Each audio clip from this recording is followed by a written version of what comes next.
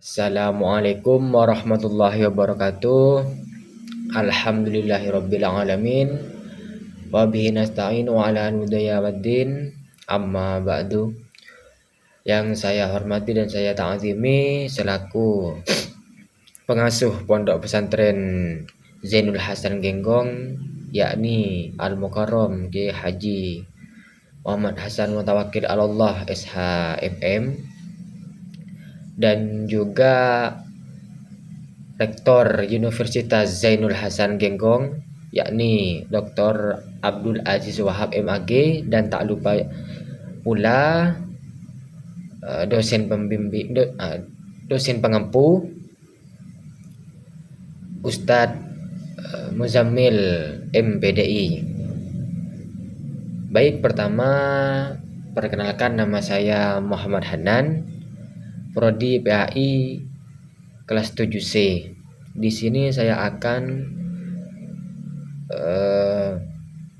menekan tentang Isra Mi'raj. Isra Mi'raj terdiri dari dua peristiwa penting yang terjadi dalam satu malam kepada Nabi Muhammad, yaitu yang pertama Al-Isra. Al-Isra yaitu yang artinya perjalanan malam hari dari Masjidil Haram, yaitu Mekah, ke Masjidil Aqsa, yakni Yerusalem. Dua, Mi'raj. Mi'raj perjalanan naik ke langit hingga ke Sidratul Muntaha, tempat paling tinggi di alam semesta. Peristiwa tersebut merupakan mukjizat besar yang Allah berikan kepada Rasulullah Shallallahu Alaihi Wasallam sebagai bentuk penghiburan setelah masa penuh ujian dan kesedihan, dikenal sebagai Am al-Huzn atau tahun kesedihan. Isra, perjalanan dari Mekah ke Yerusalem. Pada suatu malam, malaikat Jibril datang kepada Nabi Muhammad SAW membawa seekor buruk. Burung ini yaitu hewan putih bersayap yang sangat cepat. Dengan izin Allah, Nabi Muhammad SAW naik ke burung tersebut dan melakukan perjalanan luar biasa dari Mekah ke Yerusalem. Perjalanan yang biasanya memakan waktu berhari-hari ditempuh hanya dalam waktu sangat singkat.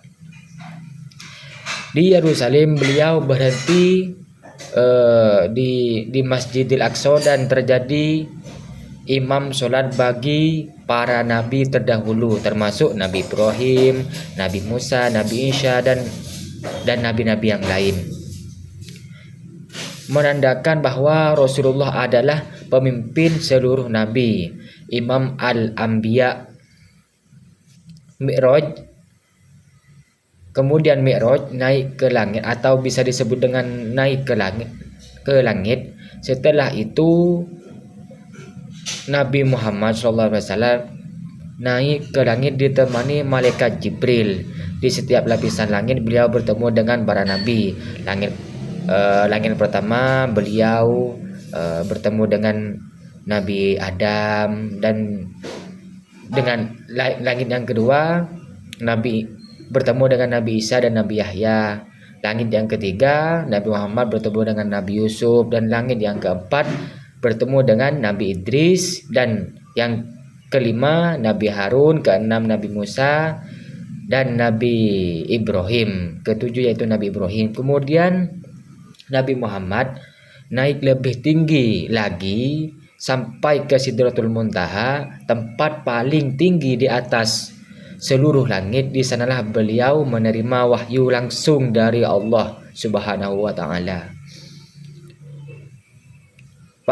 Pada Mi'raj inilah Allah memerintah sholat 5 waktu. Awalnya sholat tersebut diwajibkan 50 kali sehari, tetapi atas saran Nabi Musa dan rahmat Allah jumlahnya dikurangi menjadi 5 kali sehari. Namun pahalanya tetap sama dengan 50 sholat tersebut.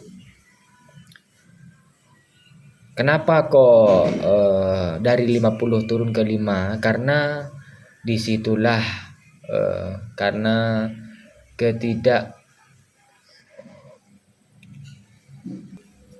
ketidaksanggupan umat Nabi Muhammad. Hikmah Isra Mi'raj ini beberapa pelajaran yang bisa kita ambil. Kedudukan Rasulullah Shallallahu Alaihi Wasallam ditinggikan dan dimuliakan oleh Allah. Pentingnya sholat, satu-satunya ibadah yang diperintah langsung tanpa perantara. Kemudian penghibur bagi Nabi. Setelah masa duka, Allah memberikan pengalaman spiritual agung.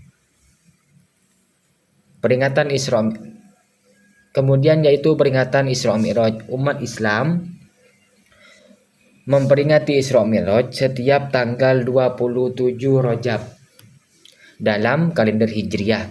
Biasanya diisi dengan pengajian, doa bersama, dan ceramah agama tujuannya itu untuk mengenang perjalanan spiritual Nabi Muhammad SAW, memperdalam makna sholat. Jadi cukup sekian dari saya, kurang lebihnya mohon maaf yang sebesar-besarnya.